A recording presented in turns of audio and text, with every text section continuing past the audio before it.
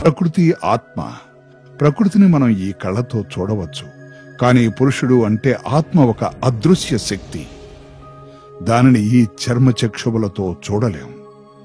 ఎవరికీ దీని గురించి సంపూర్ణ యథార్థ జ్ఞానం లేదు. అదే దేహాన్ని నడిపించే చైతన్య శక్తి. కానీ మన గురించి వాస్తవిక అవగాహన కలుగుతూ ఉంటే ఇతరుల విషయంలో మన దృష్టికోణం దానంతట అదే మారిపోతూ ఉంటుంది. ఆత్మను గుర్తించగానే మనం మన సర్వ హద్దులను అధిగమించి జాతి, భాష, దేశాల వంటి సంకుచిత భావాల నుంచి బయటపడతాం. దేహ ధర్మానుసారంగా నేను హిందువుని, ముస్లింని, సిక్కుని, క్రైస్తవుణ్ణి అని భావించుకుంటాం. కానీ ఆత్మ దృష్టిలో మనం అన్నదమ్ములం, వసుదైవ కుటుంబకం అన్న భావన మనస్సులో జాగృతమవుతుంది. రాజయోగం ద్వారా వీటన్నిటినీ వ్యవహారికంగా అనుభూతి పొందగలుగుతాం. జీవితంలో ఒక అపూర్వమైన పరివర్తన తెచ్చుకోగలుగుతాం. ఒకమారు ఆత్మ యొక్క శక్తిని, దానిలోని అందాన్ని మనం గుర్తించగలిగితే మనలోని ఉత్తమ గుణాలు, కళలు, విశేషతలు అన్నీ జాగృతమవుతాయి. దీని ద్వారా శాంతి, ప్రేమ, ఆనందం, సుఖ సమృద్ధులను సహజంగా అనుభవించగలుగుతాం. అసలు ఆత్మలు ఎక్కడి నుండి వచ్చాయి? మళ్ళీ ఈ విశ్వ నాటకం పూర్తి కాగానే ఎక్కడికి వెళ్ళిపోతాయి? అసలు మన ఈ నిరంతర అస్తిత్వ రూపంలోనే రహస్యం ఏమిటి? ఏ విధంగా మనల్ని మనం సంపూర్తిగా తెలుసుకునేందుకు మనలో మనం తొంగి చూసుకోవాలో అదే విధంగా మన వాస్తవ ప్రపంచ జ్ఞాన ప్రాప్తికి కూడా ఈ ప్రపంచాన్ని నిశితంగా పరీక్షించాల్సిన అవసరముంది. నక్షత్రాలు, గ్రహాలతో నిండిన ఈ విశ్వం గురించి మన శాస్త్రజ్ఞులు చాలా విషయాలే తెలియచేశారు. కానీ విజ్ఞానం కూడా చేరుకోలేని లోకం మరొకటి ఉంది. అక్కడికి మనస్సు, బుద్ధి ద్వారానే చేరుకోగలం. నిరాకార ప్రపంచం ఆత్మలకు మూలధామం. అది స్వర్ణ కాంతులతో వెలిగే లోకం. ఈ స్థూల దేహాలతో చేరుకోలేని లోకం.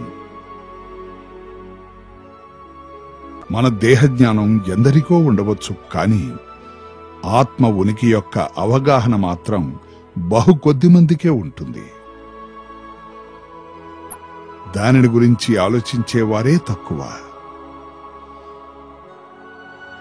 ఒక్కమారు బుద్ధి ఒక విషయాన్ని అర్థం చేసుకుంది అంటే సహజంగానే మనస్సు దాని అనుభూతిని పొందనారంభిస్తుంది. రాజయోగం అన్నది పెద్ద కఠిన ప్రక్రియేం కాదు. నిజానికి చాలా సులువు. కేవలం జ్ఞప్తికి తెచ్చుకోవడమే. మూలస్థితిలో ఉన్నప్పుడు మన ఆత్మ ఎంత ప్రశాంత స్థితిలో ఉండేది అని. ఆ స్మృతే యోగం. ఆత్మ తన మూల స్వరూపంలో శక్తిశాలి, ఒక జ్యోతిర్బిందువు. ఇందులో అపార శాంతి కలిగి ఉంటుంది. ఈ స్వరూపం గురించి మనం ఆలోచించినట్లయితే ఈ దేహంలో ఉంటూనే మనం ఆ అపార శాంతిని అనుభవించవచ్చు. ఆ నిరాకార లోకం యొక్క శాంతి ఎంతో ఉత్తమం, మరింత ఆనందదాయకం. ఎప్పుడు కావాలంటే అప్పుడు మనం ఆ శాంతిలోక యాత్ర చేసుకుని మనలో ఆ అపార శాంతిని నింపుకోగలం. అంతే. ఎప్పుడూ గుర్తుంచుకోండి, మన ఆత్మల గృహం స్వర్ణారుణ రంగులు విరజిల్లుతూ ఉంటుంది. అక్కడ సర్వదా శాంతిమయంగా ఉంటుంది.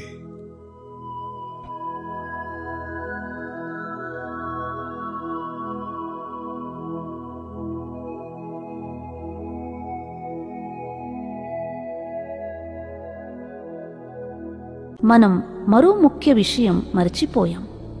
ఎచ్చట నుండి మనకు సర్వశక్తులు, సర్వగుణాలు ప్రాప్తిస్తాయో, ఎవరి సాన్నిధ్యంలో ఆత్మ జన్మ జన్మాంతరాల కొరకు సుసంపన్నమవుతుందో ఆ దివ్య శక్తి, పరమశక్తినే మనము మరిచిపోయాం. మీరు చర్చిలు, గురుద్వారాలు, మందిరాలు, మసీదులు, విగ్రహాలు నిర్మించారు. నా పేరు మీద ఎన్నో యుద్ధాలు చేశారు. నా కోసం ఎన్నో బలులు సమర్పించారు. నేను కణకణంలో ఉన్నానని, సర్వవ్యాపిని అని అన్నారు. సంకట సమయాల్లో, కష్టాల్లో నన్ను గుర్తు చేసుకున్నారు. సుఖాల్లో ఉంటే మర్చిపోతారు. మీరు జన్మ జన్మాంతరాల నుండి దేవునిగా నన్ను పూజించారే కాని నన్ను తెలుసుకోలేకపోయారు. సాధు సజ్జనులొద్ద నా మార్గాన్ని బోధించాలని ప్రయత్నించారే కాని నేనెవరికీ ప్రాప్తించలేదు.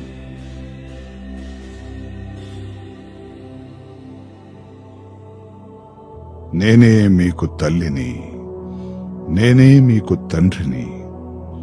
నాతోనే మీకు సర్వ సంబంధాలు ఉంటాయి. మీలాగా నేను జన్మించను, మీలాగా నేను మరణించను.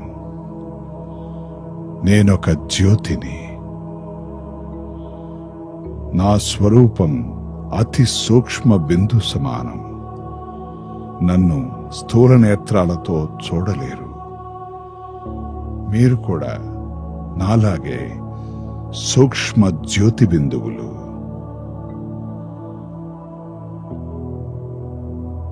నా ధామం శాంతి ధామం.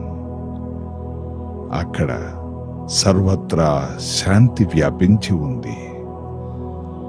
ఒకప్పుడు మీరందరూ కూడా ఆ స్వర్ణారుణ లోకంలో నాతో ఉండేవారు. తర్వాత అక్కడి నుంచి వచ్చి ఈ స్థూల లోకంలో శరీరాలు ధరించారు. తదనంతరం మీ జీవిత కథనం ప్రారంభమయ్యింది. కాలం గడుస్తుంటే మీరు నన్ను, మీ ఇంటిని మరిచిపోయారు. నేను మళ్ళీ వచ్చాను. మీ అందరికీ కాల మహాత్మ్యాన్ని, రహస్యాన్ని తెలియచేసేందుకు తిరిగి వచ్చాను. నేను మళ్ళీ అవతరించాను. మీకు అవన్నీ జ్ఞప్తికి తెచ్చేందుకు. మీరు మరిచిపోయినవన్నీ గుర్తు చేస్తాను. నేను తిరిగి వచ్చాను. మిమ్మల్ని ప్రేమ, శాంతి, శక్తులతో ముంచెత్తేందుకు వచ్చాను. జ్ఞాపకం తెచ్చుకోండి, జ్ఞాపకం తెచ్చుకోండి. ఇప్పుడు ఆత్మలు ఎలా ఒక దేహాన్ని విడిచి మరో దేహాన్ని ధరిస్తుందో ఈ రహస్యాన్ని తెలుసుకుందాం. మన ఆత్మలు నాశనం లేనివి. రండి, మిమ్మల్ని పునర్జన్మ గుహ్య రహస్యం దిశలో తీసుకుని వెళతాం.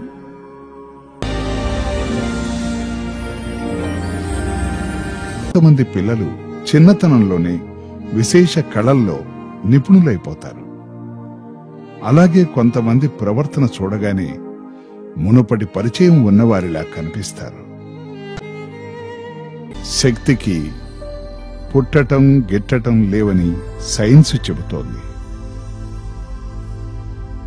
అదే విధంగా ఆత్మ కూడా ఒక శక్తి. దీనిని కూడా ఉత్పత్తి చేయలేం, వినాశము చేయలేం. ఆత్మ ఎప్పుడూ మరణించదు, కేవలం రూపాంతరం చెందుతుంది. మామిడి విత్తనంతో మామిడి వృక్షమే ఎలా పుడుతుందో అలాగే మానవ బీజంతో మానవ రచనే జరుగుతుంది. అంటే ఆ ఆత్మ మానవాత్మే అవుతుంది. ఆత్మ నాశం చెందదు. కానీ పూర్వజన్మ రుణాలను తీర్చుకోవడానికో లేక కోరికలను నెరవేర్చుకోవడానికో మళ్లీ మళ్లీ జన్మలెత్తడమనేది యథార్థం. కాబట్టి ఎప్పుడూ గుర్తుంచుకోండి, ఎవరు ఎప్పుడూ మరణించలేరు, మరణించబోరు. ప్రతి కొత్త పాత్రను పోషించేందుకు కేవలం తన భౌతిక రూపాన్ని మార్చుకుంటూ ఉంటారు.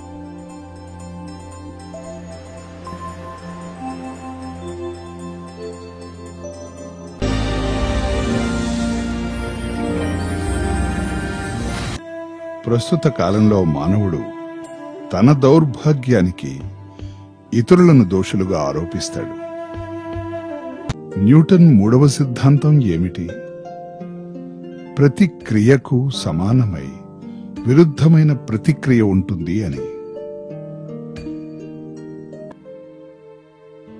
కనుక మనం ఇతరులకు హాని చేసినట్లయితే తప్పకుండా ఓనాడు అదే హాని నకారాత్మక రూపంలో మనకు సంభవిస్తుంది. మంచి పనులు చేస్తే ఫలితాలు మంచిగా ఉంటాయి. అలాగే చెడుకు చెడు జరుగుతుంది.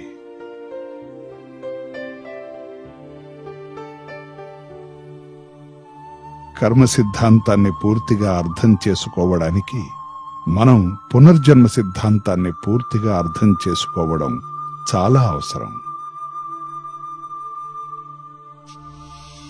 ఈ జన్మలోని మంచి చెడు కర్మలు తప్పనిసరిగా మునుపటి జన్మకు తోడై వచ్చినవే. నిజానికి మనకు జరుగుతున్నవన్నీ మన కర్మలకు ఫలమే. ఒకవేళ ఆ జన్మ దాని ప్రభావం అనే సిద్ధాంతం క్షుణ్ణంగా తెలిస్తే మన దౌర్భాగ్యానికి కారణం మరొకరు అని ఎత్తి చూపం. పైగా సంతోషంగా మన తప్పులను మనవిగా అంగీకరిస్తాం. కొంతమంది జన్మతః ధనవంతులుగా ఆరోగ్యంగా జన్మిస్తారు. మరికొందరు పేదలుగా రోగులుగా పుడతారు. కర్మ సిద్ధాంత జ్ఞానం మన కర్మ ఖాతాలను మేలుపరుచుకునేందుకు సహాయపడుతుంది. మున్ముందు మంచి పనులు చేసేందుకు బలవత్తరమైన ప్రేరణనిస్తుంది. ఇక మనం ఇప్పుడు ఏం చేస్తామో భవిష్యత్తులో మనకు అదే ప్రాప్తిస్తుంది.